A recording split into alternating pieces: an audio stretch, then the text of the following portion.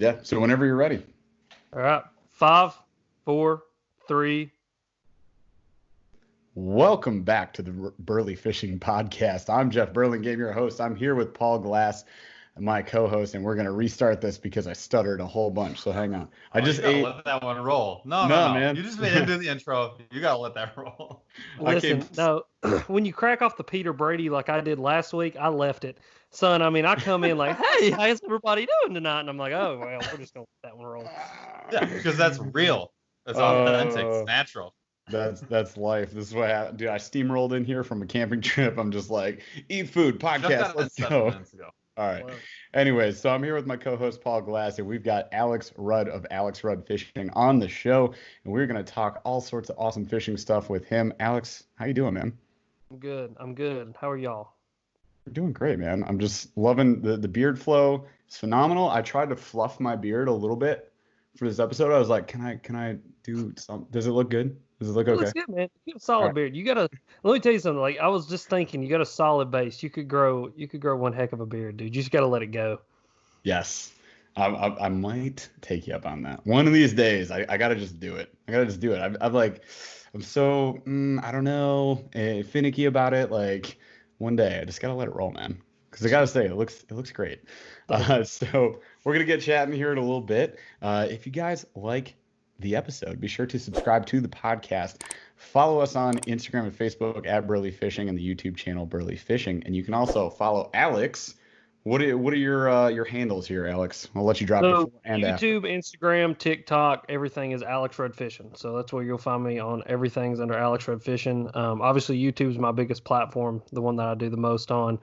But I have been trying to keep the TikTok thing alive. Like I didn't ever think it would be that big of a deal, but it's like a tremendously big deal. So I'm having to make it a bigger part of what I do. It's pretty fascinating. It is a very fascinating platform to be on.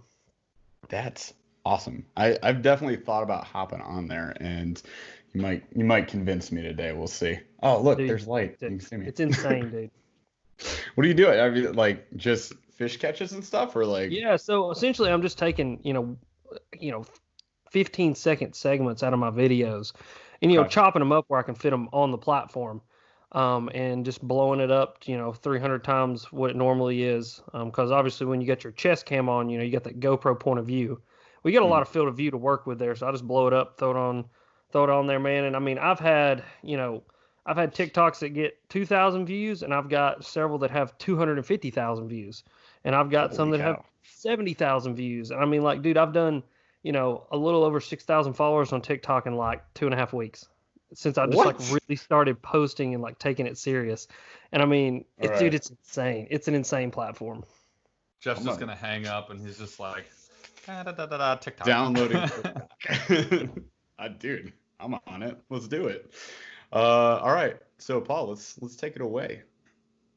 All right. Where we like to start with the show is we like to do just a little get to know you, break the ice as it were.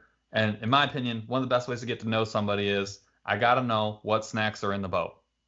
I can tell what kind of human being you are. Top 3 snacks that are going to make their way into your boat. All right. So I'm just going to go ahead and preface this by saying once I get on the water, I'm the world's worst for not eating or drinking anything. Like I can, there have been a handful of times that I've really made like bad mistakes where I've not drank enough on the water. And like, there was one day with me and Ben Nowak, before we get into this, me and Ben Nowak fished, we were up in Michigan, and we got on some spawning fish, ended up putting like, 26, almost 27 pounds of smallmouth into the boat. And, we spend almost 12 hours out there. We get in the truck, and he's like, dude, I can't drive. I'm like so dizzy. He's like, what is wrong with me? I'm like, dude, I don't know. I was like, I'm the same way. I was like, I really just feel bad. And he's like, did you drink anything today? And I was like, oh my God, no, I didn't. Like, dude, we had fished for 12 and a half hours and didn't take a single drink of anything. But no, so snacks. What's funny? Okay, so I'm a turkey wrap guy. I love to make a turkey wrap, like just a turkey and cheese on like a tortilla wrap. That's like my go-to snack all the time. What kind of cheese? We're talking like American?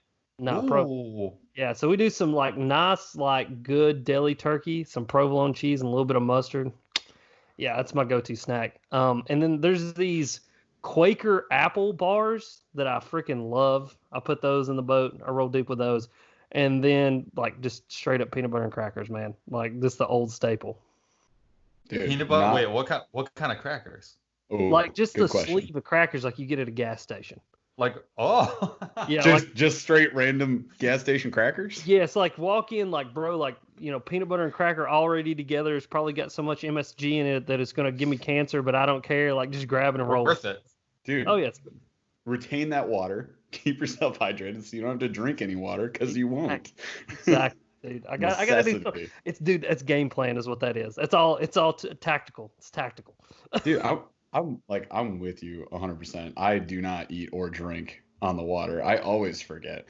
And I do this thing, and sometimes it ends up in videos, but I'll just be like, all right, next fish, I'm going to like, A, apply sunscreen, B, drink water, or C, consume food. Mm-hmm. Like dude, me and Ben, like when we're fishing together, we would literally go, okay, you've caught a fish, get a drink of water, drink a bottle of water. And like you turn around and it's just like trying to crush this water, like throw it down, you're just back up there fishing again. So yeah. Just pouring it on your head. I have like a strategy. There's usually most of the time when Jeff and I go out fishing, it's for a longer period of time. It's not like 2 or 3 hours. It's like you got like the most of the day. And you get like there's usually a point in the day, usually, where you're like there's like a tipping point where like it's gonna turn into a frustration battle. Or it's just going to continue to be like a normal day. You got to like, I feel like my body can like sense when that moment is. And I'm like, I'm going to come I'll like text them or call them back. I'm going to come find you. I'm bringing the kayak over. We're going to have some Gatorade. we're going to have some snacky snack. We're going to crack a couple jokes and we're going to bring it back down to 0 so we can like reset. Cause like sometimes, man, that is enough to like, that'll like flip your whole day. Oh yeah, dude. Yep. Oh yeah. A good reset is really good, especially if you're going to pull a long day. Longest day I ever fished was 19 and a half hours. And we did Mexican food right in the middle of the day. And it was everything I needed to just keep it going. One time, Jeff and 2 other guys, we were all out fishing the whole day. It was like 90 plus, humidity through the roof. And we started at like, 6:30 in the morning. On kayaks, everyone's struggling a little bit. Caught some fish, nothing crazy. Hotter than blazes. It was like 1 o'clock. Pull off. Got off the water. Went into town. Got pizza. Had a couple beers. But one dude was like had an issue with his trailer, and he's like, "I'm gonna go get a light for my trailer." We're still eating pizza, still getting beer, and like an hour and a half later, we're like, "Dude, where is this guy? Where did he go?" We're all refreshed, ready to hit it, like feeling real good, sitting in AC for a little while. We go back, he's at like some hardware store. Dude, the dude is literally asleep in his truck. I don't even know if he actually went into the hardware store. That's like amazing. Took himself, got him some Z's. And dude, I don't know how he did it because he had enough dad pops to put himself down. So I don't know how he rallied after that because I would have been that many adult beverages. I'm taking once I go down, I'm not getting back up. I'm probably sleeping the rest of the day. That's funny. Dude, from 8 to noon, I guarantee he had 15 beers. Like I was just watching. He was in a little like John boat with a mud motor with one of my buddies, and they just had a big old like what's the brand Grizzly cooler like a. Not Yeti, and they were just pulling pops out of there, left and right. This guy was lit. We were fishing. He was hydrating. Hey, mate, it's tactical moves, boys. Tactical moves. That's what I call them. All right, so that gets that out of the way. I think we're gonna skip the weekly check-in because there was actually quite a bit that happened, and I think we're gonna have to recap that totally separate episode because we got a lot that I want to get through this week. Usually, check in, find out what happened last week. I know Jeff had a busy week with what he had going on. We had a lot going on. So I think we're going to skip that. And we're going to get to some of what Alex has going on later today. So I want to get right into the show, what we call the show meet. Let's start it off with, tell us a little bit about, how you got it, how it all started for you. How did you get into fishing? What got you like hooked, so to speak? Like just kind of set the stage for us real quick. So it's a funny question because I get it quite a bit, but my entire life I've been fishing. Literally, my earliest memories are going fishing.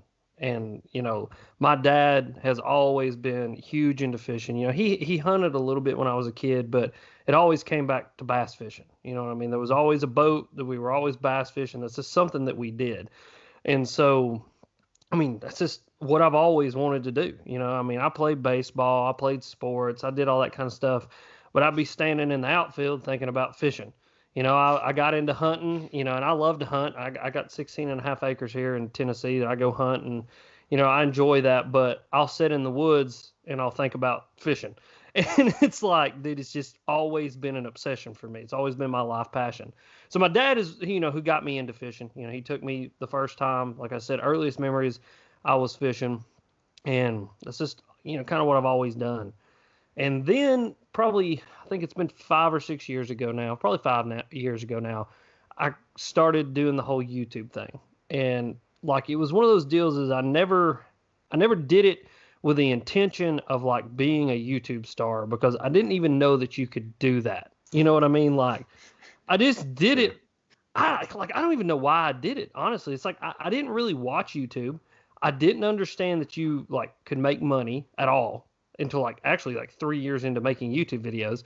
Like, and so I just like started recording myself and putting stuff on the internet, and it started to get a little bit of traction. You know what I mean? And like, you know, people would comment, awesome videos, blah, blah, blah, whatever. I'm like, all right, cool. So I'll just keep this thing growing because it was growing, you know, and so I kept it growing. And, you know, it kind of all changed probably about I would say year and a half. I said probably 2 or 3 years, but probably a year and a half, almost 2 years. It all kind of changed when actually Rick Patry, the now owner of Monster Bass, he owned Lucky Tackle Box at the time, reached out to me and was like, hey, man, I want to send you a box full of baits. And I was like, okay. Free Fine. fishing stuff for making videos. That's cool. Yeah, send it to me. Like, I didn't know. You know, I watched professional fishing, so I understood like what sponsors were, but I didn't understand that like that somebody would want to pay me to make a YouTube video at this time. And so, Rick sends me the box. I make videos for Lucky Tackle Box, and then it really all kind of the doors blew open on it the first year I went to ICAST.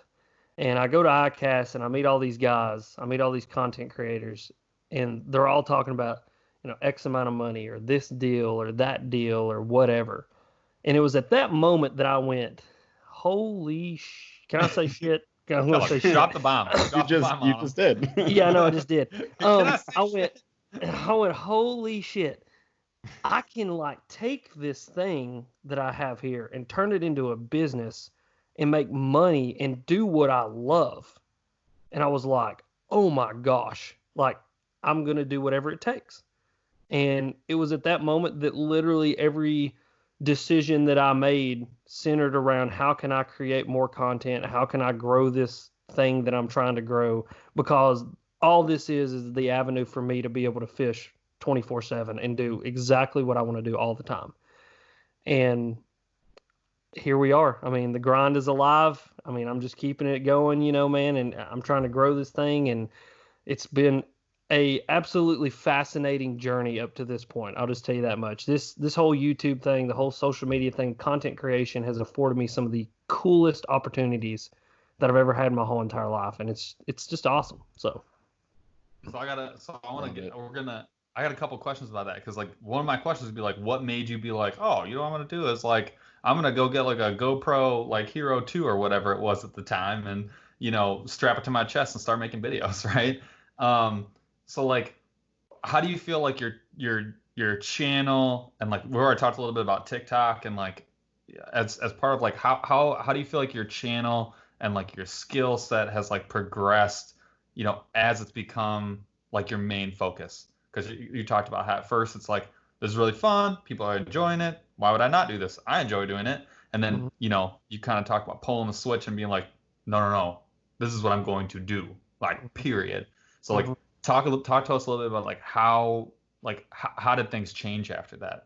How did it go from being like, oh, this is fun, to like, I'm getting dialed in and I'm going to try and do like, make the best content that I can? You know, I mean, it was just one of those deals. It's like, I think I kind of realized, I'll tell you the biggest thing is I knew that I could only do what I knew how to do. And the only thing that's really changed is the understanding of I can go try new things, because new things help me to reach more people. You know what I mean? Like Mm-hmm. I'm gonna go make a video tomorrow, and I don't want to talk about it yet because ideas get stolen very, very quickly.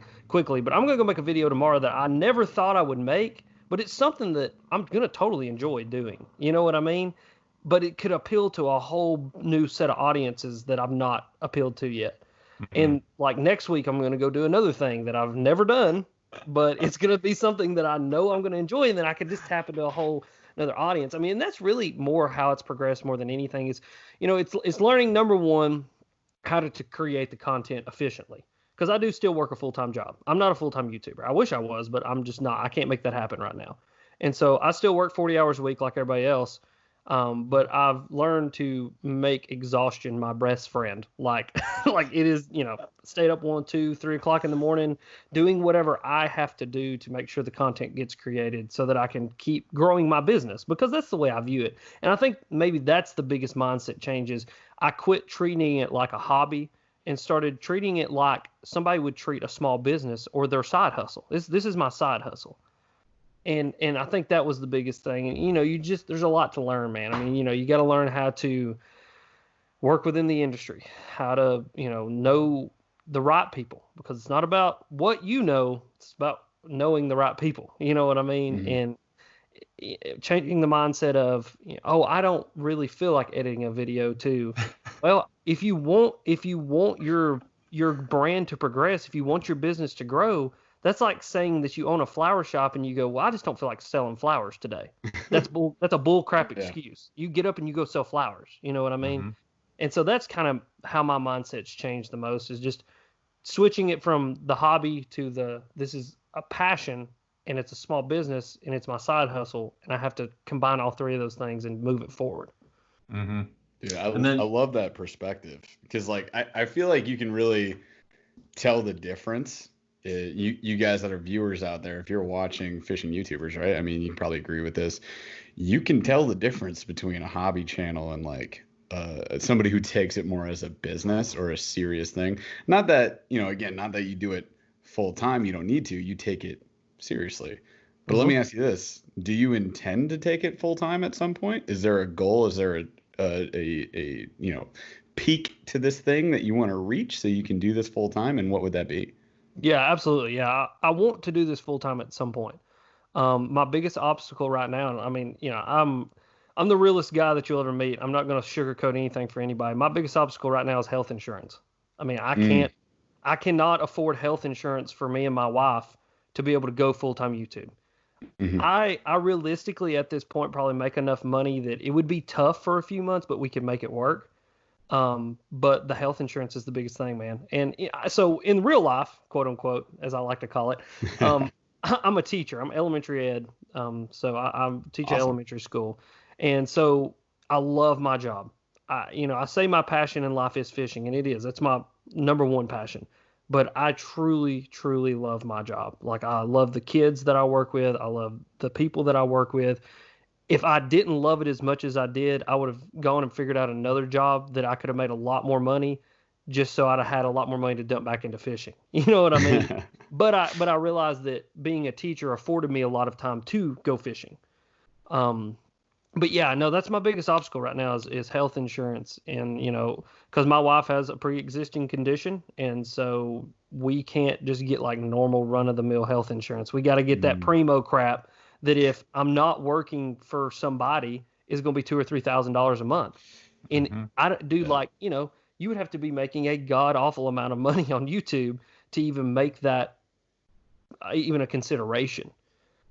For anybody, for anything, in any job. We're not talking about challenge change. And then the level of risk you're dealing with too. That's a non-starter for sure. Yeah. Mm-hmm. Yeah. And, and a lot of these kids out here that have these YouTube channels, man, I love them. Like, and I've talked to them and I know all of them and I interact with them and I tell them, I'm like, listen, guys, like, you have an opportunity here. Understand the opportunity that you have, that you literally have zero risk involved in what you're doing. Grab it by the nuts and make it like do it. Like, you know what I mean? Just like run this thing until it's dead. And because, and I'm not saying that I regret, obviously getting married. I love my wife. I love my family. If it wasn't for them, and we'll get all into that later. But if it wasn't for my family, for my wife, I wouldn't even have the opportunities that I have now. It's just that I decided to make that my life. And I Mhm. consciously made that decision knowing that I'm going to marry my best friend and she's got my back 24/7. And that if I have to take this side hustle and adjust it around that decision, then that's what I'm going to do to be successful. Dude, I love it. Yeah. Love it. Well, I think a lot of people don't understand, like, man, how many times have you thought, like, man, I wish I knew myself well enough when I was like 16 or 18 or freaking 25 even to, like, if I knew myself as well as I did now back then, like, unlimited opportunity. You'd know, you'd have that perspective of, like, oh, what am I gonna do this weekend? Like, oh, I'm just gonna go fishing for fun, or like I'm gonna go hang out with my buddies and watch like a movie or whatever. Be like, no, dude, I'm gonna like go do my job, or I'm gonna go get another job, or I'm gonna like change the direction of my life and like try and think about like maybe could I start doing YouTube like two years earlier or whatever. Like there's like a million things that you could do, and like that's what makes life so difficult, and that's what makes no matter how, like when you get started, you wish you could have started earlier, especially in something like this. Like when you find your passion and you're like, and you just, it's like a no-brainer question or answer where it's like, yeah, this is it. Like, this is what I want to do. Doesn't matter how old you are when you figure that out. It's never early enough. Like, exactly. And when, there's just no way. I think, man, that it takes a like a change of how we actually approach like teaching kids. And so, like, my elementary school kids, man, we're already prepping them to go to college, which is crazy because the school system that I teach in, about 95% of them are not going to go to college. And so we need to be, it's a low income school system. I'm teaching in a very, very, very rural school. I mean, 45 minutes one direction away from my house to a place where they still have dial-up internet. And I think it's going to take a systematic change of how we teach kids. Like, this is the opportunity that you have in 2028 or whenever they graduate. You know what I mean? That, like, you don't have to go to college. You don't have to go to the military. Like, there are a million other options. And maybe at 16, if somebody would have looked at me and said, hey, dude, do you realize you can make money on the internet? That I would have made a completely different decision than I did now. But dude, my two options were I either go to college or I go to the military or I go dig ditches. Like that's how they lay it out to you. Now we all know, being older, that there's a lot more options. I mean, there's people that don't go to college that make a lot of money doing whatever they do, or there's people that go to college and make a lot of money or not a lot of money. But no one ever looks at us and goes, man, the world is your oyster. You're so young, even at 20, 25, 35, 45. Dude, at 45, you're still so young that you can go out and make these decisions and make yourself happy. Because at the end of the day, man, that's what it's all about. Like, I'm happy where I'm at, but am I still hungry for the opportunities? Absolutely. And, like, it's all about being as happy as you possibly can. And whatever decisions need to be made, it's about surrounding yourself with a good support system and making those decisions. So. Well, and that's where family comes in, right? Like, those are those people that will keep you grounded, help you make better decisions for yourself and them, obviously. But then, if you've got that right support system and they are who, you've surrounded yourself with the right people, they're the ones who are telling you, like, dude, go for it. Mm-hmm. Like, and dude, it's risky, but pull the trigger. Yeah, and dude, I'm so blessed because I do have that. I mean, my wife is 1,000% behind me, whatever I want to do. I mean, she understands it. Like, this kind of stuff, some people, wives and husbands, would be really bent out of shape that they go sit for 3.5 hours in the office and work on content. And my wife goes, good, go do that, because that's what I know you like doing. And she's like, go back there and do your passion.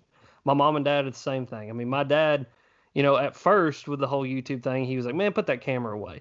And then when he when he realized, like, oh man, this is his opportunity to do what I could have never done, which is have a job doing fishing stuff. He was like, man, listen, you got to work harder than you're working now because you're not working hard enough. And it was that push, you know what I mean? And then Ben Nowak I don't know if anybody on here knows Ben Nowak. It's Smallmouth Experience. It's my best friend in the whole entire world. That dude is like my rock as far as content creation, because I am the big idea kind of guy. Like I go, okay, here's what I'm thinking. We need 2 gorillas, a peacock, a cube of ice, and a Lamborghini. And Ben's like, oh, hold up, just wait a second. Time out. What the hell we need a Lamborghini for? And it's like, he's like, that's a great idea, but let's file it down a little bit and refine it so that it's not that big and grandiose. And so that's the kind of, he's the dude that I can call with any idea and go poke every hole in this idea that you possibly can, and then come back to me. And we go back and forth until we have a solid idea that I can go out and execute on and create content. So I got a question about that. So how did that connection happen? Because Ben does not live by you. Nope. He lives in Michigan, about 8.5 hours away from me. We met through YouTube. The first year I ever went to ICAST, nice. He walked up to me, and I didn't know who he was at the time. I know I'd been watching his videos, but it was before we did anything like where we stuck a camera in our face and vlogged and did all that. It was just like fishing videos, right? And so he walks up and he's like, "Hi, my name's Ben Nowak." And I was like, "That's cool. I'm Alex." And he's like, "I'm the dude that makes the muskie videos. I'm the one that caught all the muskies on those crankbaits and those big smallmouth." And I was like, "Oh, dude, you're that guy." And so we stood there and talked for like an hour. He gave me his phone number and he said, "I'll text you." I was like, "All right, sweet." So I walk around ICAST, do the ICAST thing. Well, like the week after ICAST, he texted me. He's like, "Hey, you want to come up and go smallmouth fishing with me?" And I was like, "Yeah, absolutely." And we've been best friends ever since. That's amazing. I've known Ben now for probably, this will be the 5th or 6th year that I've known Ben. And I mean, dude, he's just the dude. He is the dude. That's awesome. Yeah, we've been lucky enough to be able to watch his videos and then, claim him as a fellow Michigander, which is something that we like to do up here. So yeah, we would love to get him on too. And we might have to work that out where we get you both on. And maybe the next time you're up in Michigan. Ooh, hey, the call out. Like, listen, I'm down. I'm down to fish anytime you guys want to fish. If I'm near Michigan or just make a special trip just to come fish with you guys, like we can make some time and do that. Bro, that's what I'm talking about. We got some good water over in the middle state to the west side too. I mean, I know Ben's fishing like the east side. He's like Lake St. Clair a lot, right? So we got some other stuff for you. We got some rivers if you want to hop in there. Yeah, well, I've done some river fishing up there. Northern Michigan is my jam, dude. I love it up there. We usually spend a lot of time up there when I come up in May. Traverse City area, that kind of stuff. Oh, yeah. All those there. I mean, it's just silly. You know what I mean? But yeah, dude, I love Michigan. Is definitely a place I would have a summer home. I do not want to spend one of those winters up there with you guys. The latest I've ever been in Michigan was November, and my truck doors got froze shut on my truck. And on this place, I'm going back down south. I can't wait to hear them playing Dixie and wait for 100% humidity. Oh my God, dude, that happens more often than you would think. I've had my car frozen shut like 4 or 5 times. Yeah, that's like a normal occurrence. I'm so happy you experienced that. You're welcome, by the way. Yeah. And also, like, if you want to go ice fishing anytime, it doesn't sound like you do. Let us know. So listen, I'm down to go ice fishing maybe like once, just to say that I've done it, and just be like, all right, yeah, that was cool. Let's go back down south. All right. First of all, ice fishing has like this.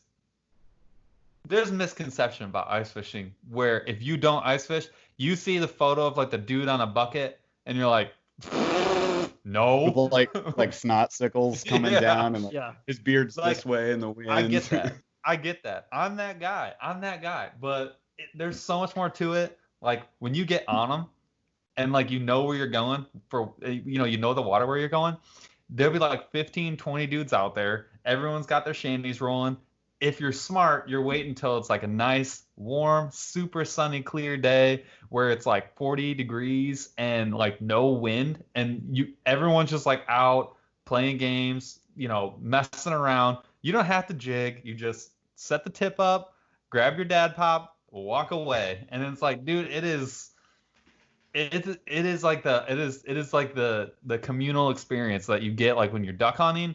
But you can get it like on the ice and you can be catching fish, and it can be brutal, but it can be awesome. I'm down for that. I could get with that because you're right. Like I just imagine Ben's not a big ice fisherman himself, even though he does live in Michigan. Like because when I call him, he's like, "I'm going ice fishing." I'm like, "Oh, you don't sound very happy about that." He's like, well, it's negative 65 today, and there's polar bears walking around in my front yard. I'm like, why are you going ice fishing? He's like, I don't know. The penguin down the street invited me, and I'm like, dude, like, come on, like, let's just Casual. yeah, just so casual, And he's like, he sends me pictures. He looks like the Stay Puft Marshmallow Man sitting out there. I can't put my arms down, and I'm like, dude, this does not seem fun. I don't have enough clothes for that. Oh, dude, the way gear is now, though, like nowadays, gear is so comfortable. Like it's really not that bad. Like you don't have to be all puffed out like that. Like I got like some new Striker Ice stuff this year, and it's so comfy. And it's like there's a built-in heater. There has to be. Like I'm sweating in there. It could be minus 20. Like it's fine. But yeah, it's a lot of fun. Like we usually just hang out. Like Paul and I went. We had a really good trip this year over on a really, really big lake, and like. We can't say names on this podcast, but we went over because I will berate you because it makes Paul really mad. But like, yeah, we just like walked in between all the shanties. Everybody's out there with like their Jeeps are on the ice. They got like, 4-wheelers, snowmobiles. We're dragging a sled and just like pouring sweat, suffering. We just plop down and start plugging fish. And like these guys they weren't catching anything, and they got like all the fancy stuff. We're like, what's up, dude? So it can be a lot of fun. It's definitely a way different experience than you're used to. Like you're not covering water, you're not moving. Yeah, that's crazy. That's fun, dude. What's funny is like I brought Ben down here. It was January of this year, and like he was like, "Oh, it's not gonna be that cold. It's not gonna be that cold." I was like, "No, you're right. I'm from Michigan." Yeah, he's like, "Oh, I'm from Michigan. I've got this." And I was like, "Whatever you say, dude." Like, won't even bring a coat. I don't even. Yeah, like, saddle up your polar bear and ride on down here. Like, it'd be great. So he gets here, and we get out on the water, and it's 33 degrees and 100% humidity. Oh my god! And Ben is standing there, and he goes, "Dude, I'm freezing to death." And I was like, "I told you." He was like, "What is this?" I was like, "Welcome to the South, where literally humidity exists year round." I was like, "It's not even that cold. It's just the fact that it's literally wet outside." And he was like standing there. He's like, I'm soaking wet right now. He's like, "How am I wet? It's not even raining." I'm like, "It's just the South, man. It's the way it works." Well, then you're swim walking. It got even worse. It started raining. And so I'm standing out there like it's nothing. I got my rain suit on. Ben's like, "Hey, bud, I'm trying to be tough, but he's like, we're gonna have to go." He's like, "I'm freezing to death." I turn around, he's like shivering. I'm like, "All right, come on, sit down. This run's gonna suck, but sit down. We'll get to the boat ramp." Dude, that's funny. Michigan's super weird because we get like, I lived in Minnesota for a while, and people don't realize like in Minneapolis, like is so far north, it is stupid. Like, look at a map and figure out where Minneapolis is, and it's crazy how far north, north of Toronto. Like, it is insane how far north it is. The difference between like Michigan humidity to like Illinois, like Minnesota, that whole Midwest corridor to the west southwest, it is hilarious. Like the difference between like Kansas City and Detroit is like different planet, totally different planet. Like the fall here, there's zero humidity. We don't even know what that is. It's like it's amazing. Like, dude, cool, it's gorgeous. Like, yeah, it's like nothing I've ever seen before. Like me and my wife, actually, that's where we honeymooned at. We went to Traverse City. Oh, nice. And dude, but like, it's June, the end of June, and I'm wearing sweatshirts, and it's 0% humidity, and it's like 65 degrees perfect outside. And I literally looked at Bethany. I was like, I think this is as close to heaven as we're going to get right here. I was like, this is gorgeous. And like, dude, you do whatever you wanted to and not be hot. And I'd like call mom and dad and check in. "Hey, y'all all right?" And it's 99 down here today and 100% humidity. I've sweat through 6 shirts. How you doing? I'm like, "Oh yeah, it's rough up here too. It's real bad. Real rough." But everyone in Michigan knows sometimes fall only lasts for 15 minutes. And you can wake up one day and you check the forecast and be like 70 and sunny the whole day. 20 minutes later, is that hail? And then like 45 minutes later, like 80-mile-per-hour winds out of nowhere for like 20 minutes. But like your house is getting ready to fall down. And then right after that, back 65. And you're like, all right, cool, man. Well, this is normal. Not weird. So and dude, the winter is bad. Like the winter can be, the winter can be rough, and it's long. We're not talking about like the 4 months. It's like a 6-month arrangement, and it just drags on. It always plays. When you think it's done, it's mud winter. That's what gets rears your ugly head again. Then it goes back to regular winter, and then it's like post mud winter, and then it just goes on, and eventually it's just 95 degrees in summer. You're like, wait a second. That's funny. My papa always has like names for all those winters. Like, it'll be March, April, and like you'll have like a cold spell, and he's like, "Yep, it's moose winter," and I'm like, "What?" And he's like, "Yep, it's Indian headdress winter." And I'm like, "What is that even?" He's like, "It's blue moose mud winter," and I'm like, "What, Papa?" And he's like, "You're just making stuff up now. It's not even English." And he's like, "Yeah, that's what it is." I'm like, okay. But you know what I'm talking about, though, right? You get it. Yeah, I got it. That's funny. I love it. So I got to know too. So we talked a little bit about like how Ben has kind of influenced like some of your videos, like especially being so driven and caring obviously about what it is that you're doing. One thing I got to say is like, finding out what you do for a living like totally makes sense. Because when I watch your videos, one of my favorite things about them is like how clear and concise you are when you're rolling through like advice. Like if you're like trying to show someone how to do like a rig, there isn't like, oh, well, you do this, and then sometimes I do that, and then if you use a blue one, it's just like, no, when I time my crankbait, I use this knot, here's how you do it, and then this is how you fish it. It'll work. Trust me. It's not the end all be all, but it'll work. And like, that is not a common thing. Yeah. That is like not a common thing. So it really shows. And like, I think that's a hard thing for people to understand, that a lot of that's really intentional. Like that's not something that just like, oops, I talked about this bait. Yeah. Oh, I did this really well, clearly, concisely. I got a 20, minute amount of quantity or of quality into like a 5-minute video. And like, the other thing is like, you have this like library of knowledge, right? That I think is more expansive than I think a lot of people end up with. So I guess my question is like, how are you like acquiring that knowledge, and basically like what you put a lot of time in the water. A lot of people put a lot of time in the water, but like don't acquire that knowledge. Like how intentional are you about like picking up like these techniques and trying new things and like kind of incorporate them into that like knowledge library? I'm obsessive. I mean, honestly, I'm obsessed with bass fishing. I mean, it's obsessive in the fact that like I will read, like studies that the University of Alabama does about bass spawning behaviors or how bass see and like what kind of eye structures that they have. And then I'll go on the opposite end of the spectrum and I'll watch videos completely in Japanese that I can't understand a word that they're saying just to see how they're rigging something. Like the whole punch shot, the Tokyo rig thing. I don't say this to be like flamboyant. Dude, I knew about that 7 years ago because I was watching these Japanese guys fishing in Japan and making fishing videos. I didn't understand a dang word they were saying, but I was watching them.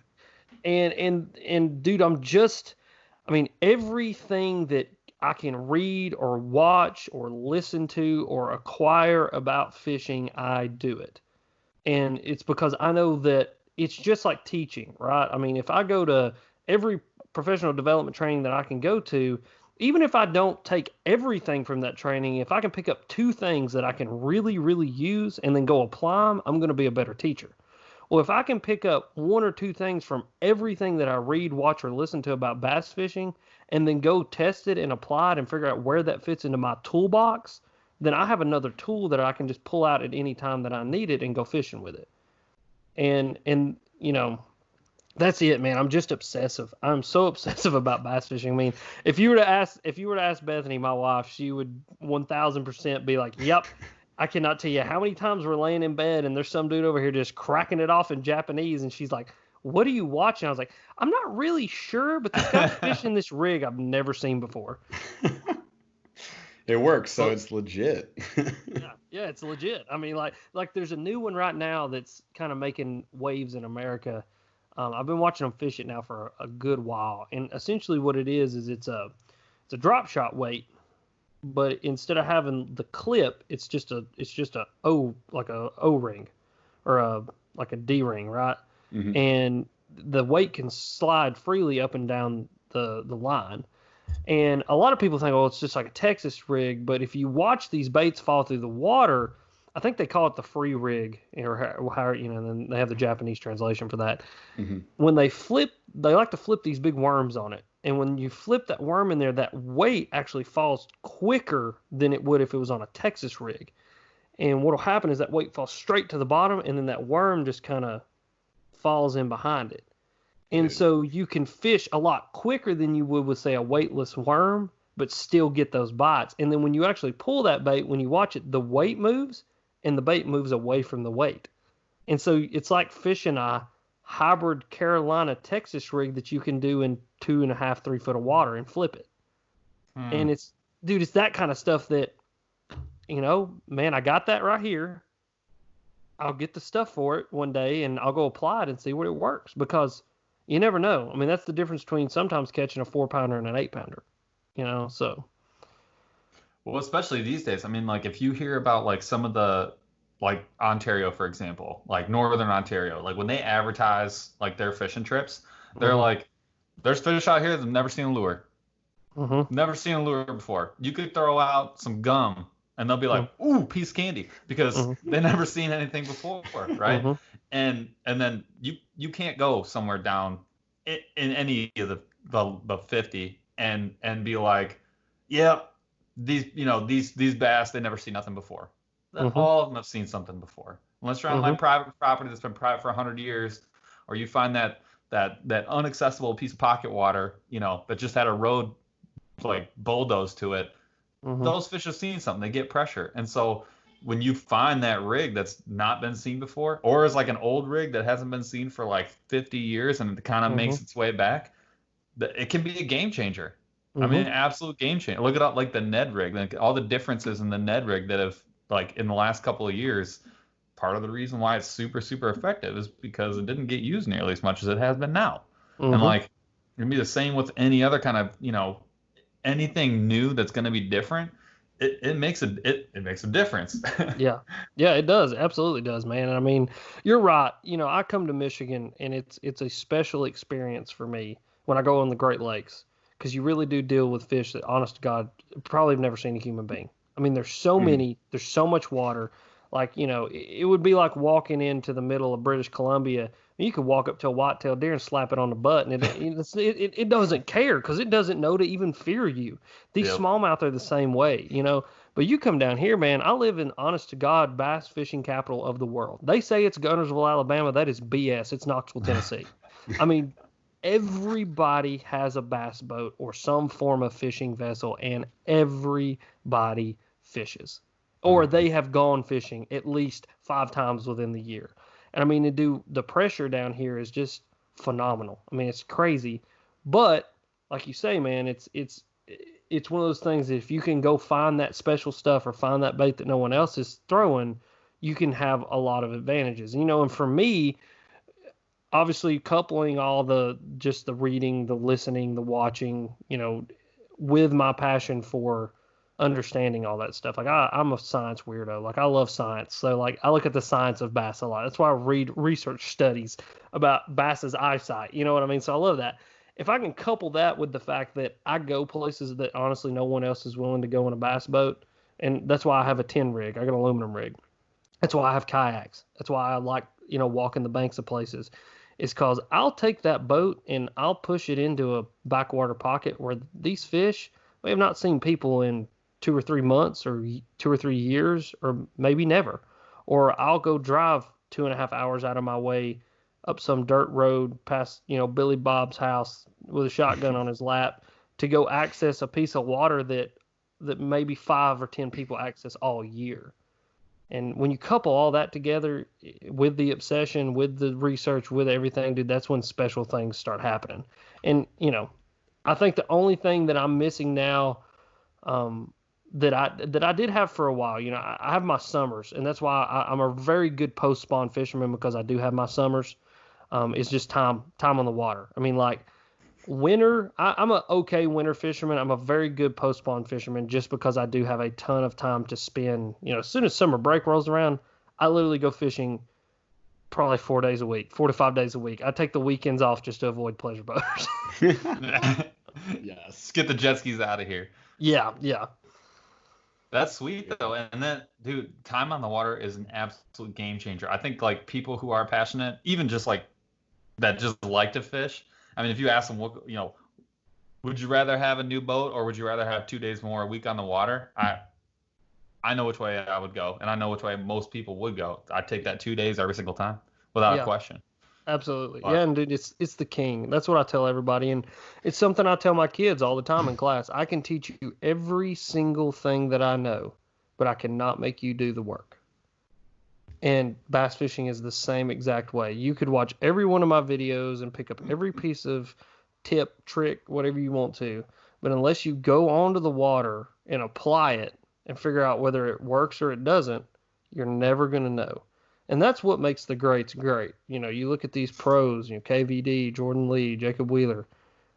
Dude, Jacob Wheeler, just because I know this from fishing Chickamauga as much as I have, that dude is on the water, honest to God, every single day. Hail, wind, rain, sun, biblical plague, it doesn't matter. That dude is out there just grinding it out, figuring it out, graphing every single inch of water, and that's what makes them good, man. It's time. It's just putting in the time. Dude, I love all of this for listeners and you guys watching on YouTube as well. Because I mean, I'm sure you get this all the time, Alex, but like people message you and say, hey man, what are like some good summer baits? Or hey, I've been fishing for 2 days. I haven't caught anything. Like, should I quit? And you're like, no, stay on it. What are you talking about? Time, dude, time and effort. Yeah, I think a lot of people have that misconception that like fishing is just stupid easy. Like, oh, bass are dumb, they'll eat anything. I saw this kid put a piece of lettuce on a hook and he caught a fish, so it's super easy. And like that happens, but that's not reality most of the time. So I really appreciate the thought to just getting on the water, and also, I don't know, maybe picking up a magazine, reading some articles. I know like Paul, between the two of us, Paul's our nerd. And he does the nerding for me, and then he teaches me stuff. And then I have gotten into a lot more reading and digesting that information now. So like I'm a lot more interested in like maps of local lakes and like really just digging into like what baits are working, what's not, and trying to lean away from the novelty and the magic pills, if you will, like I don't know, chirping lures that definitely don't work. Thanks MTB for that one. But like, yeah, like that's the thing, is just telling kids getting into fishing, there's no magic lures. Yep. You just gotta like put time in on the water. You gotta learn how to figure them out. And that Paul and I have had episodes on this, but like our favorite thing is the puzzle. And like you said, I really love this statement. It's another tool for your tool belt or for your toolbox, right? If you drive a bass boat. But like, it's learning those techniques and maybe not applying them right away, but knowing that you've got it in your back pocket, you're like, oh my gosh, like that special like free, whatever you called it, that freedom rig, like that would work perfectly right here. You start looking at the situation you're in, you're like, what would work? I think this would work. And like, this is what Paul and I end up doing like most of the time. But, it takes a little bit of time on the water, a little bit of nerding out and just like figuring things out. And see, that was perfect kind of how you said it, that you look at the situation and then you go, man, this rig would work perfectly here. Knowing the rig is the research. Knowing the perfect situation is the time on the water. Like I learned how to fish a whopper plopper fishing a whopper plopper. You know what I mean? Like I picked this bait up and thought this is the stupidest thing that's ever been invented. Like I was like 2 years late to the party on that thing because I was like, I hate it. I was like, I can't get a bite on it because I was taking it out and fishing it on glass calm days where you would fish a normal topwater. And when I figured out, I can take this thing when the wind's blowing, and that's when the big ones come out to play. I was like, oh, okay. And now I can get in a situation from having the time on the water and go, this is whopper plopper water. Like I can go catch a fish on a whopper plopper right now and lock it in your hand, go catch a 4-pounder. You know what I mean? So, yeah, dude, you're right. I think that's why I make the videos that I make, because I want to show people a real experience of fishing. I want to show them, and that's probably why I'm not the biggest channel. I'm not the fastest growing channel, and I'll be honest, I probably never will be. Just plain and simple. And I've accepted that fact a long time ago, because I'm not going to sensationalize it I have fun. I eat, breathe, sleep, bleed fishing. I love fishing so much I can't even stand it. You know what I mean? I still shake when I catch a 4-pounder. I mean, it's the greatest thing ever. But I'm not going to go out and sensationalize it or go out and fish a stock pond. Well, I say that I wouldn't fish a stock pond last weekend, but it was still, I'm not going to go do that consistently. And look what I did. Yeah, look what I did. I'm not going to go out there. Like in the intro of my video, I said, I've been invited to fish a stock pond. I'm going to go fish this stock pond. I don't go out and go, I'm going to try to sell you on a monster bass box. Because it's a monster bass video. I did it to catch them on the spider, dude. Like the freaking spiders. And I had a ton of fun. But dude. I mean, the video, I'm not going to bullshit anybody. I'm going to go, I'm out here at this stock pond. I'm filming this monster bass video. We're going to go have some freaking fun today. And if you have the opportunity to have some fun, go have some fun. But yeah, when it comes back to time to grind it out, okay, we're going to run up in the Tennessee River on a Saturday when the wakeboard boats are out. We're going to figure this crap out. And we're going to be realistic right now. You know what I mean? And we're going to go fishing. Well, I watched one of your videos. It was one of the more recent ones. And I remember being like, because Jeff and I filmed a bunch of videos together. And a lot of times it's like, especially, dude, Jeff said earlier, sometimes in Michigan, it'll be like this just phenomenal fishing weather. Like the spring comes, fish are up, you don't get any rain for like a little while, the water starts getting super clear, and like the temperature stays steady, and it's like it's warming real nice, but like no crazy swings, and you just get these windows of like awesome weather, and then all of a sudden it's 90. It's like 75, 78, 80, 90, and like the air is like just dripping in the water, and you're like, the bite will just like turn off. I mean, the fish are just like, they know what's going on. They feel that pressure. They go down, and then like you can't find them. And if you had your aqua view out, you'd have that jig like, and the bass would just be like, just chill. Bruh, it's nice down here. And it's like you get those days where you catch like 4 or 5 fish, you catch like a 16-incher, and you're like, pretty good day. I thought I was gonna catch nothing. And like I was watching one of your videos, you guys caught like 6, 8 fish in like a morning outing or whatever on kayaks, and I was like, dude, that was like when we go out. Like that is exactly what fishing is. Like you guys had fun, you got out there, you got after it, like fun was had. You didn't catch any sharks, and it was like no big deal. It was like, dude, this is what it is. Like, one, you're not always gonna be epically successful. 2, that's all right. Like, did you see we had 10 out of 10 fun? Like, I was out with my boy. We had a good time. Yeah. Period. The end. And I was like, dude, that is what it's all about. And like, you're right. There is a lot of like, you sometimes, and I kind of wanted to talk to you about this. Like, you feel the pressure of like, dude, I got to catch a 20-incher today, or like if I don't catch a 6-pounder today on the monster bass box, like, what am I even doing here? This box doesn't even work. I can't do this. How can I promote this box if I can't catch any fish? Why am I at this? Like, there's no fish here, and like that pressure, because like you want to do well, you want to be successful. You're putting time in. Every time you go out well, for most people, for a lot of people, when you go out fishing, you're not with your family. You don't get to be with your significant other, your kids, or your parents or whatever. And like, almost everybody I know that does this has a full-time job, and this is your side hustle. Like, this podcast is not something I do at noon on a Wednesday. We start at like 8 p.m. on a Thursday because that's when we can slam it in. And it's like, you want to be successful. You're giving up time with your friends and your family, and like, living your life outside of fishing. And it's like, you want to be successful. That can ruin a day quick. And what I love about your videos is how you're just getting out there, you're filming the experience, and you are being like super authentic. You talked about no BS. You go watch some Alex's videos. It's a couple of people having a great time, trying to figure it out. A lot of more times than often, you guys are getting on them, which people want to see.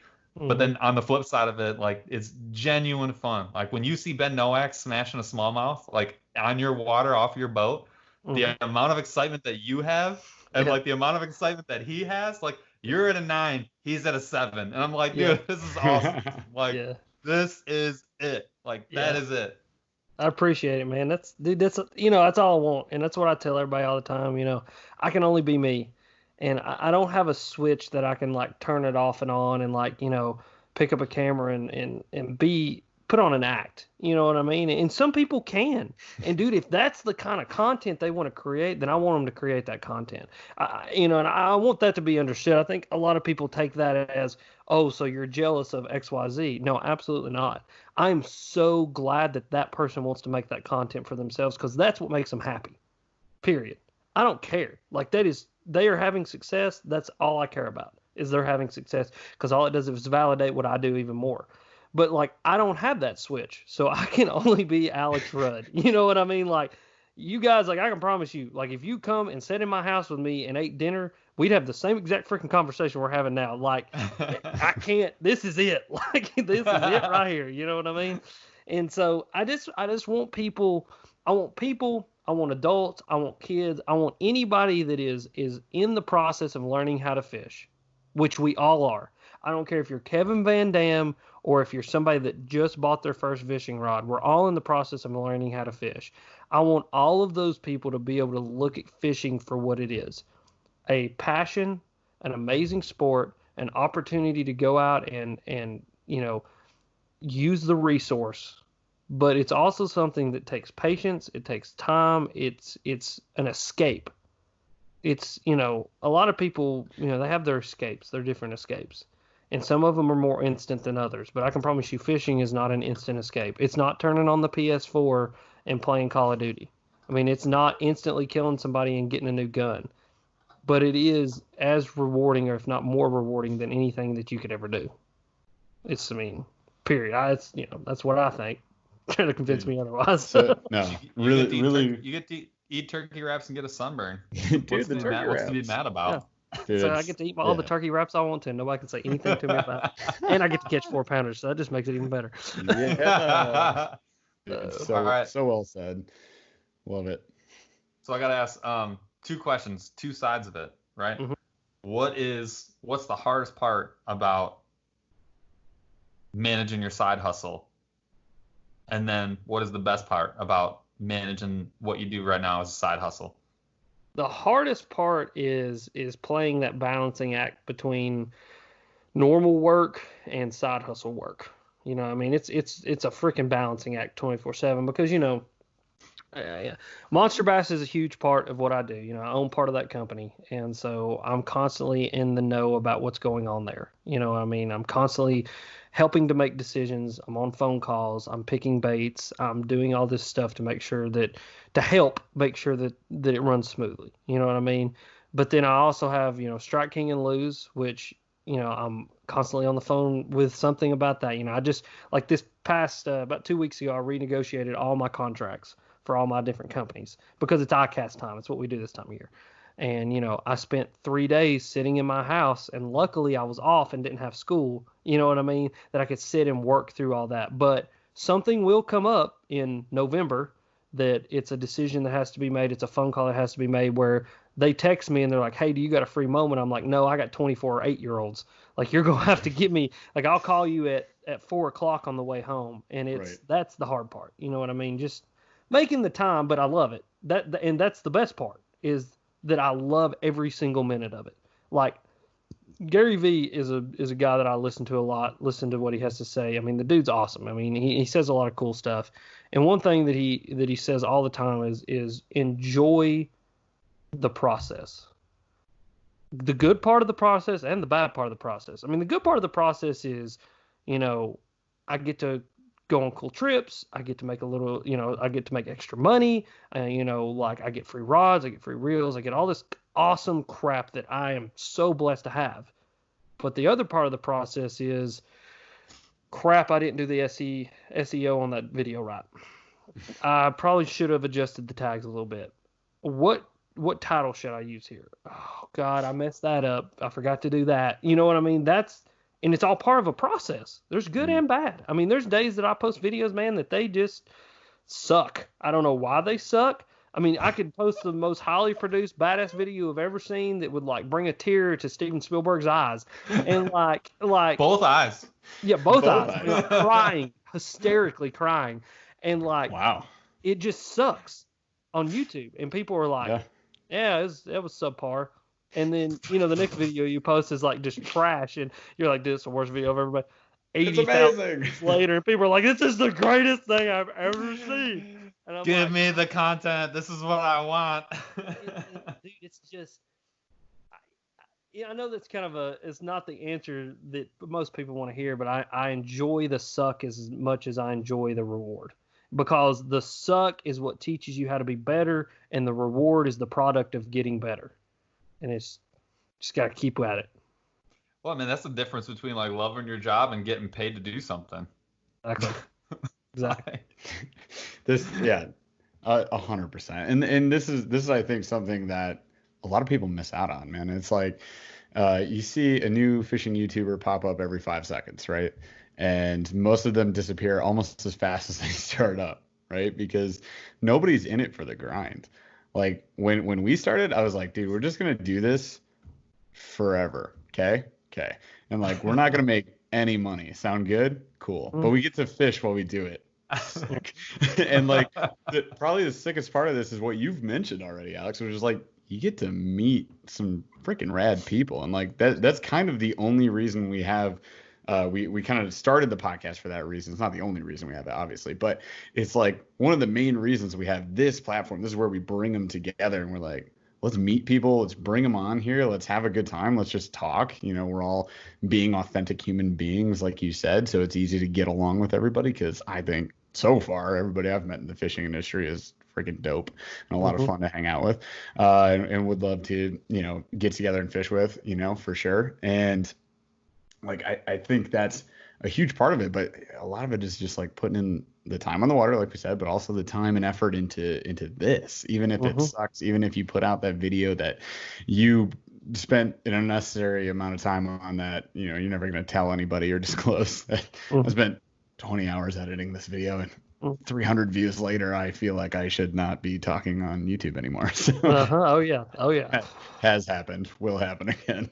And it will happen very many more times. Like it's a moving baseline anymore, you know what I mean? It's just like that. And that's one thing about YouTube that's funny, is like how down I get on myself sometimes, and I'm like, Alex, quit complaining and quit being such a little pansy. It's like, dude, last year you would have died if that video would have got that many views, but because your baseline's moving, because you're growing, it's embracing the grind. It's always, it's never being satisfied, right? And that's what I am. I'm never satisfied until, I don't know. I mean, I'm not just going to be satisfied until something kills me one day. I mean, seriously. But it's just part of that. It's like it's being very, very self-aware of, man, like 6 months ago I was a completely different situation than I am now. And 6 months from now, and then a year from now, man, I'm gonna look back and I'm gonna be like, damn, like it's only 10,000 or 11,000 subs, but man, put 10,000 people in a room somewhere, and it'll humble you so quickly. That, and that's the thing, is like so many kids, like you said, when they get into this and they just fizzle. And like these people come in there like, Alex, man, I've only got 1,800 subscribers. And I look at them and I'm like, bro, listen, there are professional comedians that could not put 1,800 people in a room. There are bands that you listen to every single day that could not put 1,800 people into a room. I was like, man, if you post a video and you get 500 views on it, put 500 people in a room sometime and see how many people that actually is. And, and that's the perspective that I look at it sometimes is, I'm just rolling up on 32,000. I'm about to roll over to 33,000. That's bigger than the basketball stadium that the University of Tennessee plays basketball in. Like, I would have to fill it up one night, and then I would fill it halfway up again the next night. And when you put it into that perspective, man, it makes you feel about that big, because you go, what am I complaining about? Like, I am growing a community of people, and I'm growing a culture, and that's all that I can do is do that. You know what I mean?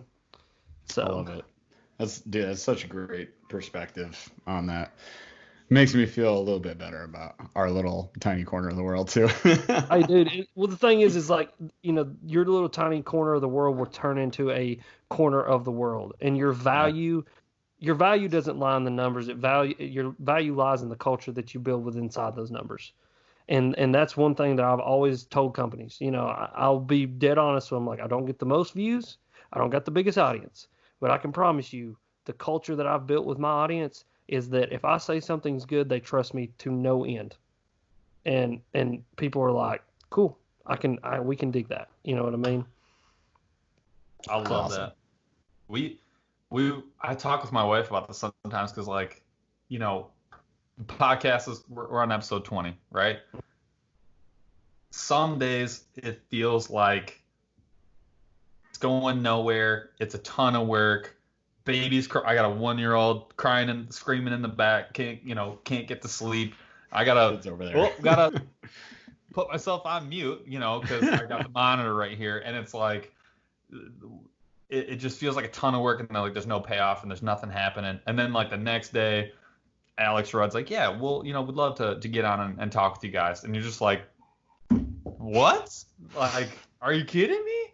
And then you have that one win, and like the switch can flip, and it does feel like, not that you like feel validated, but it's like that little bit of success, like it gives you perspective. Absolutely. Right? Momentum. You just all of a sudden, like, you get back in the zone of, like, because you could be having a garbage day at work, garbage day at your second office, to be like 11:30, and you're like, oh, maybe I should go to bed tonight, or maybe I should finish like doing this write-up or writing this article or doing whatever, and then you're dying, and then, dude, you get that one win, and like all of a sudden the perspective is like back, and you just like, this is exactly why I'm doing this. Like, yes, this is super hard.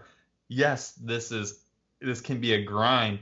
Dude, it is like, it's not something that most people are willing to do. And when you get those little wins, it's just like, Yep. And that goes for any side hustle. That goes for any passion project, whether it's finishing out your basement, which is something I know a little bit about, or whether it's running a YouTube channel or doing whatever it is that you do on the side. Dude, yeah, you gotta be grateful for the amount of time that you're putting into it. Grateful for your support system, and then obviously, dude, when you get that win, put it in perspective for sure. Yes, absolutely. And I mean, dude, it's just, it's one of those things that is, when you do get that perspective and you become hyper self-aware, everything becomes so much easier. You know what I mean? Like, when someone like wants to hate on you, you're just like, man, I'm glad that that's your perspective, but like, you've made a judgment of me off of 8 minutes of my life. That's great, buddy. Like, have a great day. Like, and I'm like, it's just what happens, dude. Like, it transforms your mindset. And like, I am so appreciative of all of this. Dude, like you guys, I appreciate you wanting me to come on here. Because at the end of the day, I don't care how big you are. I don't care how big I am. I don't look at the numbers. I look at the fact that I've got to meet 2 really cool dudes that I'm going to come up there and fish with you guys sometime if I ever get the chance. It's 2 dudes that are helping to grow something that I have passion in monster bass, and you guys are willing to, promote the brand and get behind that. So that's even cooler. Like, okay, so we've grown this thing to a point where people like believe in us. We've got that going for us. I mean, and dude, it's just so many, like you say, man, it's the wins. And it's the putting everything into perspective and just being like, this is worth everything. And I think something else that's cool that I try to do, and this goes back to how I make my YouTube videos, the content that I put out, is I try to share that.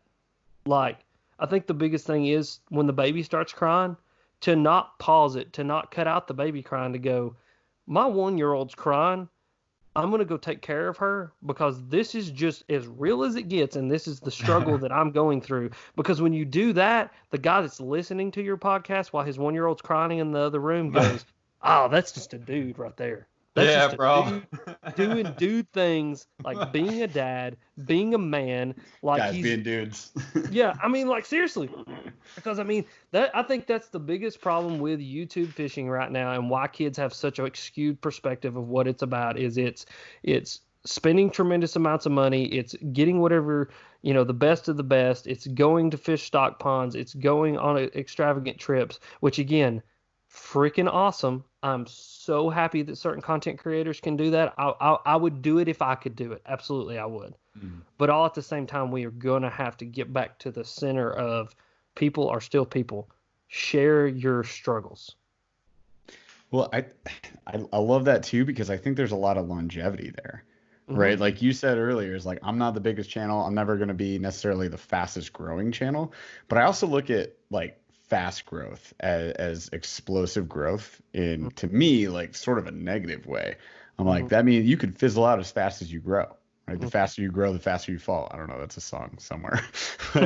You know what I'm saying? It's like, that's exactly it. Like, you could do that. You could go do challenges only. You could go fish off of floating unicorns. You could do, stock pond challenges or go on big extravagant trips or whatever if you just hooked it up somehow. But I mean, that's not like reality. That's not like real fishing. It's fun. It's funny. It can, it's something that can go viral and be super popular, but like, it's not reality. And like Paul and I have this conversation all the time, and we've had a few very serious conversations where we're just like, what are we going to do with this thing? Like, what direction are we going to go? And we look at channels like yours, just being real with you right here and saying like, that's it. That's what we want to do. We just want, because like, you're like us. Like, I mean, we just want to be real on the water. Like, case in point, I was making fishing videos and I tried challenges and I tried like, oh, my family picks out my lures and stuff like that. Again, like you, not knocking it, like it works for some people. It didn't work for me. And I was like, fishing. You didn't enjoy it.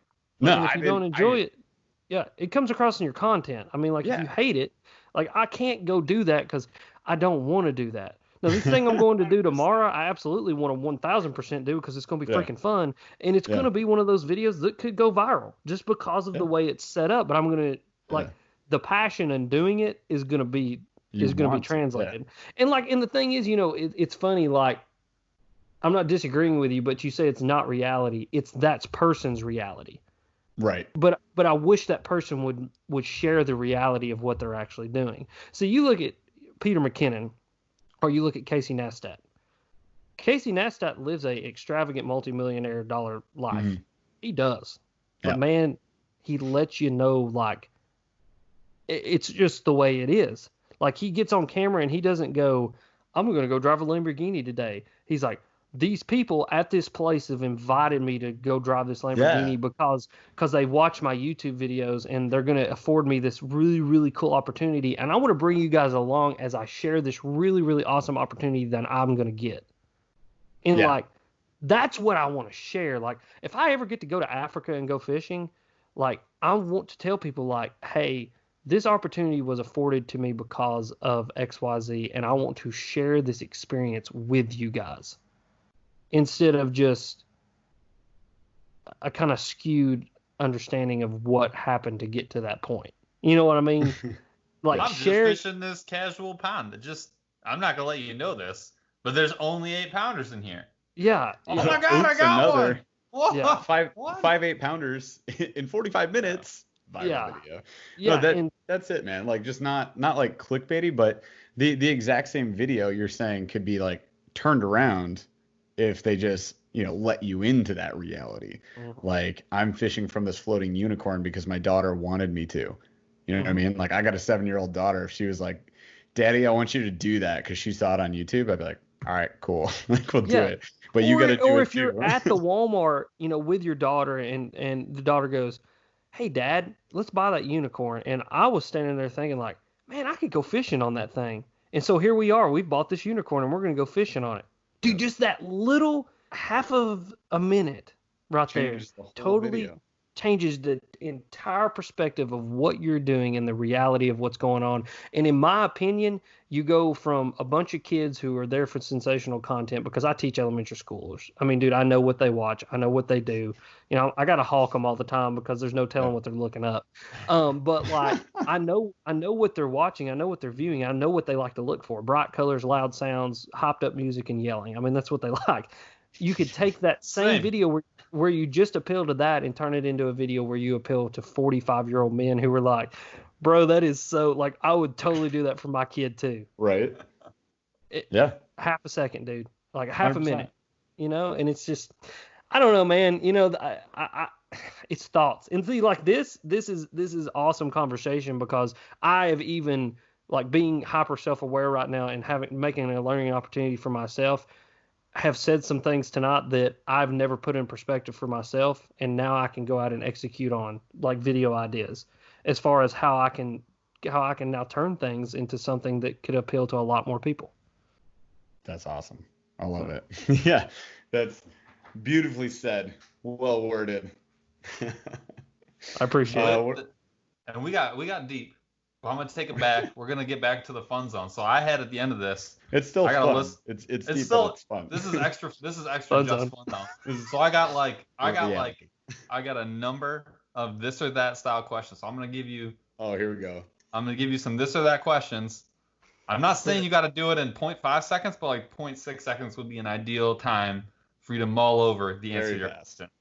Quicker than your average. All right. Kayak or boat? Boat. River what or did lake? you think he was gonna say? River. That's what I wanted to hear. Braid or fluoro only? Flora. Spring or fall? Fall. For fishing or for hanging out? Oh, fishing. That's all I do. I don't hang out. that is hanging out. We've been talking for an hour and 20 minutes, Paul. What do you think he means? Fishing, of course. This might be the most important question. Flip-flops or Crocs? Crocs all day. Yes! I knew there was a reason that this was Wait working a second. Paul, did you retire your Crocs though? Nah, bro. I retired. Nah, bro. I'm pretty sure. I just wore them on a trip, and I was literally like, dude, it's a good thing I'm not filming this because my wife would be pissed. I blew my Crocs out the other day. I got to get another pair. It was bad. It was it was a blowout. Like, it was a Croc blowout. Both straps gone. Like, I'm surprised I survived that one. What exactly was happening? Did you jump from like boat to boat? Oh no, just kayak fishing. Like, this, like, about fell out of the kayak in water that deep, and like, I don't know what happened. I just know I come up and both straps are gone, and I'm like, no. It was one of those. It's where it's like, it's so quick. Like, it's like, and you're like, okay, I'm good. I'm not bleeding. Everything's in the kayak. Check. Yeah, I was like, okay, I'm missing a battery pack, and my Crocs are blown out. I'm like, okay, we're all good. Like, we can replace this. Dude, my Croc, I had a little incident. Croc misfortune. I slipped on. There's a bunch of like shale along this riverbank, and when shale, like, over time when it gets worn off, it wears to like a point. Like, it's like a shark fin. It's like just arrowheads. There's rows of shark fins, just rock shark fins. And I'm walking around in my Crocs, which is what I always do. I slip on one of them, and just the point of it went right through the Croc, right into the foot. And then people come out of the woodwork. Ooh, we were wearing Crocs. What did you expect? Blah, blah, blah, blah, blah. I'm like, I expect to be comfortable. I expect to not have to worry about water. I do not expect rock fins to go into my foot. So, like, lay off. But yeah, everyone was like, well, no, you can't wear Crocs anymore. I'm like, I don't know about that. So I took a week off. Felt like an eternity. And then I was back in the saddle this week.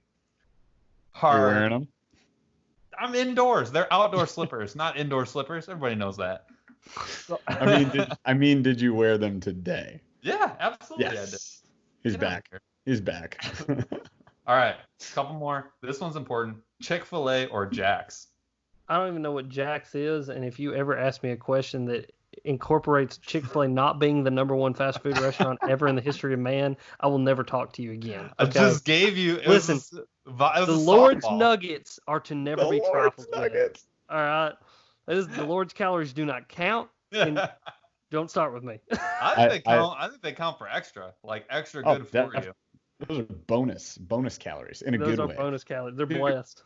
We didn't have like Chick-fil-A's until like 3 years ago. Yeah, that's what Ben was like. Whenever I go to Ben, there's no Chick-fil-A's at Ben's house, like none. And so I have to stock up on Chick-fil-A before I go. And like, I spend a week at Ben's house and I'm in withdrawals. Okay. Like, Chick-fil-A is a way of life in Tennessee. They're right by us. I'm just saying. Go to the west side of the state. Okay, I'm gonna have to come out there because it's honestly it's We the way got of it. life. Listen, my pleasure. Like if I don't hear my pleasure when I go through a fast food restaurant, I'm offended. I'm like, listen, I went to McDonald's the other day and it wasn't, oh hello sir, how are you today? What would you like? It was what you want, and I was like, Oh gosh. Oh, you want to fight? I was like, They I'm throw gonna your come through this sandwich at window you. right now. I was like, if I don't hear a my pleasure on the end of this, I was like, it's fighting words, all right? How Otherwise, this dare is for you. sure a joke. Like you guys How are pranking dare me. Hey, I don't. What's a Jack's? I don't even know what that is. Dude, we were I down don't in the either. south, and that might have been the best fast food breakfast outside of Chick-fil-A that I've ever had. Really? Jack's? Oh yeah. Never heard of that. Did Good you just burger. grab like a random Southern franchise and you're like, oh, First of from all, Tennessee. They're probably there. I got a good friend who actually just started his own, just went out on his own. He owns a woodworking business, and met him on my honeymoon, and we visited him a couple times, and he will not allow us to eat anywhere else for breakfast. Period. Jack's. House rules. House Steak. rules. That is You eat that this. is that is the deal. So, Love it. would you rather catch 1,000 dinks or one big one in a whole day? That is a very hard question for me Mm. because it depends on what I'm doing and where I'm at. But I'm gonna go on a normal day. I'm just gonna go 1,000 dinks. I love swinging the bat.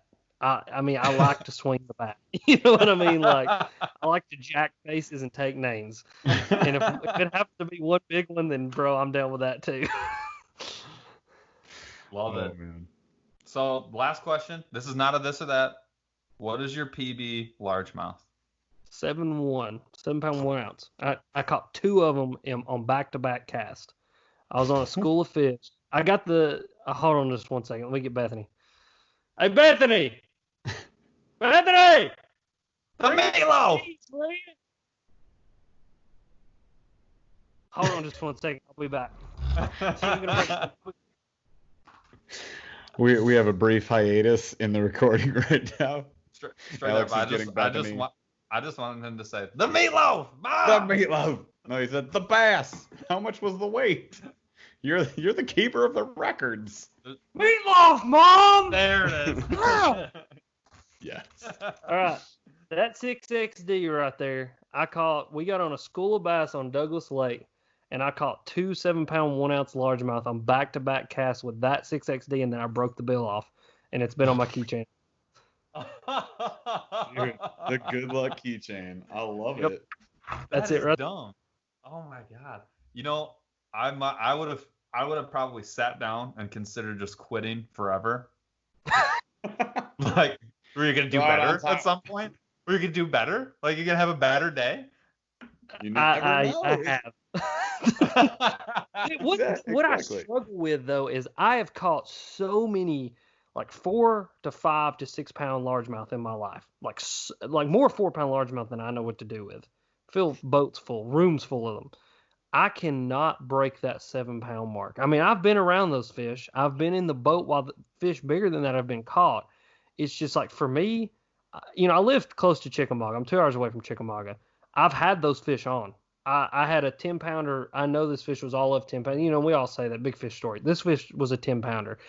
It ate an 8-inch glide bait and came up, and literally the glide bait was nowhere to be seen. And the hook hanger pulled out of the bottom of the glide bait. It was a Livingston. I'm still mad about that to this day. I know they're owned by completely different people now. That was a completely different time, but yeah, Never hook again. pulled out of the bottom No. of it. Blacklisted. Get Yeah, him out of here. Like I never touched another Livingston bait after that. I was so sick of that whole thing. And then a very similar thing happened with a big glob bait. It was a humongous fish. I really don't know how big it was on a little secret lake near me. Totally public body of water, very pressured, but we keep it secret to most people that fish around there Yes. because it doesn't get fished for bass. Let's put it that way. And bum rushed a depths 250 and completely T-boned it, turned it sideways. I set the hook, and somehow it bent out a 2X owner treble hook. I don't know how it did it. I don't know what happened. And that's my 2 experiences with giants, and I've never been able to break my PB. Oh my god. But it's in still in out a- there. It's still out there. They're still out there, man. That's The lures of the fish. Well, yeah, both of those.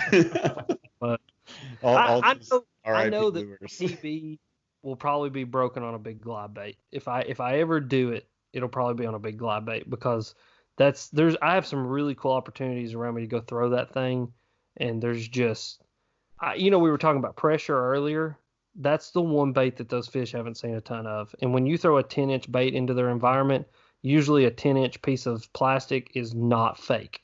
Like it's a 10-inch thing in their environment is not fake. You know what I mean? And so I have seen fish that have made me sick. I mean, I've seen teeners follow that thing out, and it's tricking them, man. I mean, it's the ultimate form of finesse fishing in the fact of you've got to trick those fish like you have never tricked a fish in your whole entire life. Wow, that sounds nuts.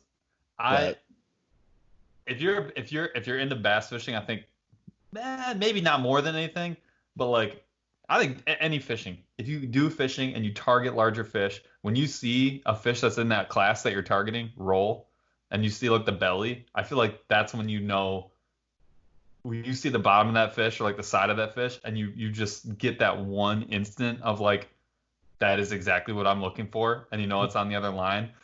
There's no like writing that exhilaration down. No, yeah. I can't be like, I was so jacked up that like I just had it happen on like the slowest day. I caught what I consider to be a huge fish, and I remember not thinking it was that big because it just kind of sipped top water, and I was like, dude, this thing is pulling. Yeah, it was like a trout. I was like, oh, a brown trout. The thing just like sipped it. Those are always the biggest ones too. The ones that just come up and kiss it. They're just like, oh, I'll have that today, and you're like, oh, it's not that big. Okay, that's not moving. What is this? Like, dude, and the 10-incher will just like dive on it from like 5 feet away. The kayak is like, I'm just getting trolled out, and like I'm like tightening the drag. I'm like, yo, like, but that moment, like when it shot across the boat and like rolled, and I saw the belly and how long it was, I was like, no shit. mm-hmm. There's no writing that feeling down. Like, that is unbelievable. Losing one. Glide bait fishing, dude, is that times 1,000 because you get to see them. And like, dude, what is so cool about it to me is to watch a fish's body language. Like, there's not very many people that get to experience that.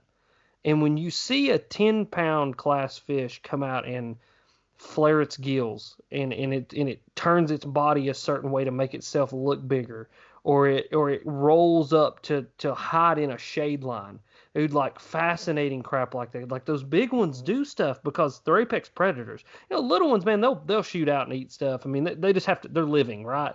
These big ones have lived, and now they're just being big. You know what I mean? They're like, I know I'm the biggest, baddest thing swimming in this lake right now. And like, dude, I've had them, I'll bring a glide bait out of a shade line, and I've had a bass stick its nose out of the shade line and then suck back into the shade line and turn sideways and know that when it turns its body sideways, it's going to disappear. And it just disappears. And then all of a sudden, it comes up under it and just T-bones it from below like a great white shark on a seal, and you don't even know where it came from. Like, it's like, I mean, dude, I get like chills thinking about it right now, and you're like, oh my God, there's nothing like glide bait fishing. Y'all need to pick some up, man. I mean, Ben's had some success throwing glide baits up there, and you go to any of those largemouth bodies of water, man. Get you an S-Waver, get you, some of those more affordable, quote unquote, we say affordable. I mean, they're still $40, but you get you some affordable glide baits and go throw them, man. You can have some really cool experiences. I like fun. I love it. We'll definitely be doing that. You were telling a story about a bass and a muskie when you were from your 4th of July. I think it was from your 4th of July video. Yes. Tell that story. That was sweet. Yes. So, hey, just so you guys know, T-minus like 20 minutes, okay? And then I got a jet. 5. All right, bro, cool.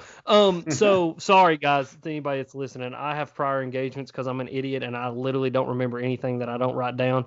My ADHD is just like all over the place 24/7. So if I don't write it down somewhere, it's gone, and it was gone. Like you emailed me a couple of days ago, and I was like, oh yeah, podcast. I was like, oh crap, I've got a live stream too. Oh, we'll make it work. We'll get it all worked out. It's fine. Anyway, so we're fishing lake near me, river system, and this river system's full of muskies. And these muskies they've been there for a long time, but they've really started like thriving the past like 5 to 6 years. And like you're starting to see a lot of really big, like 50-inch, 55-inch. Like I really believe the state record is going to be caught within the next couple of years. I mean, these muskies are huge. And so me and my buddy are fishing in our kayaks. And that's one thing I do love about kayak fishing is you get to experience nature in a way that you don't get to experience in a boat. I mean, it just goes on around you completely differently than it does when you're in a boat.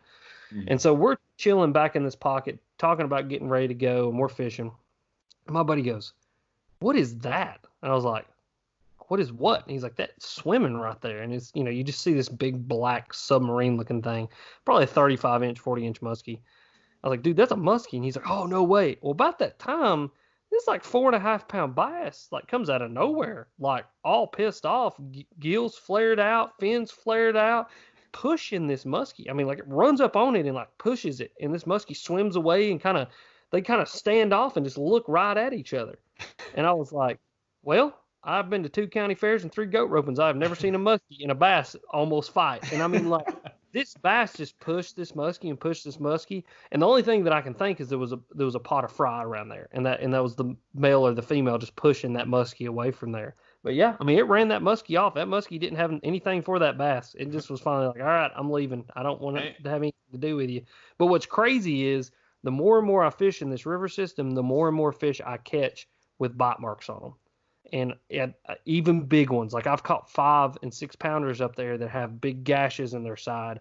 And I've told people, I'm like, these muskies are just, I think stuff like this happens a lot more than we think. A muskie rolls up on a spot and a bass tries to push it.